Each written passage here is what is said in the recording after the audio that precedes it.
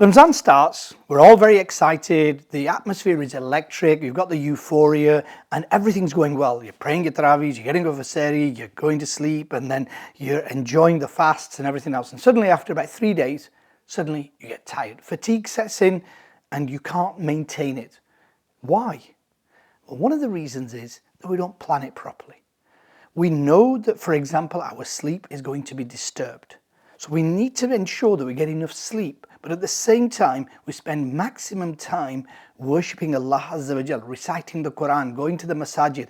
So you have to plan this very carefully, because the 30 days of Ramadan is a very busy schedule. You've got to keep up with work, your home commitments, getting the children to school and everything else. So it has to be planned meticulously so you can benefit for the whole month. The euphoria, the excitement, the enthusiasm will get you over the first few days, but it can't last 30 days. And this is one of the wisdoms of Ramadan. It makes you change your life to evolve around the pleasure of Allah Azza wa Jal. So let me give you some tips. Sleep is very important. Our normal sleep pattern is going to be disturbed. So what we do is we tend to stay up late at night and then get up for sehri, and then we're struggling to get up for work and dropping the kids off. Why? You know that you've got to maintain it for 30 days. So discipline yourself. So when you finish your tarawih, most of them are starting around 8 o'clock, you should be back home for 9:30, 10 at the latest. So bit of me time, but 10:30 you should be in bed, latest 11 o'clock. Now if you get to bed for 11, you're getting up at 4, 4:15 for tahajjud and sehri. So that gives you 5 hours. Get up, pray your tahajjud, do your sehri, go to the masjid for fajr, back in bed for 5:30. Most of us are then getting up 7:30, 8 o'clock to drop off the children. You've had 7 hours. Then fit in an hour during the day where you can have a power nap after Zuhr. This will keep your energy levels up. Then eating. Ramadan isn't an eating contest. And it's not a case of, well, I've not eaten X, Y, and Z during the day, therefore I've got to make up at iftari time and sehri time. No.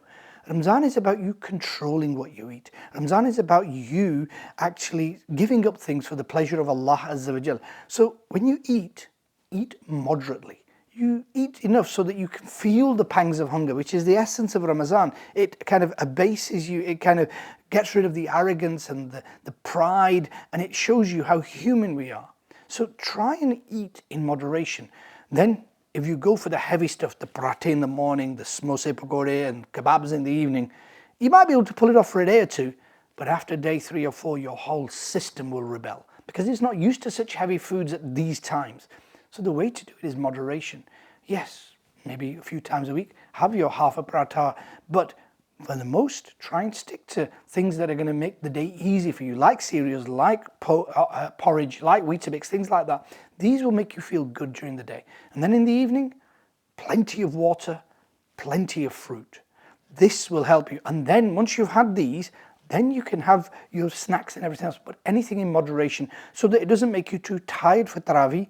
And then when you come back, a light snack, maybe if you need it, but if you do it in moderation, you'll be able to maintain your stamina, you'll be able to maintain your worship, you'll be able to maintain your recitation of the glorious Quran, and you will be able to benefit from Ramadan rather than after a few days feeling tired, fatigued, and falling ill and losing out on the treasure of blessings. Sallu ala al-Habib sallallahu ta'ala ala Muhammad sallallahu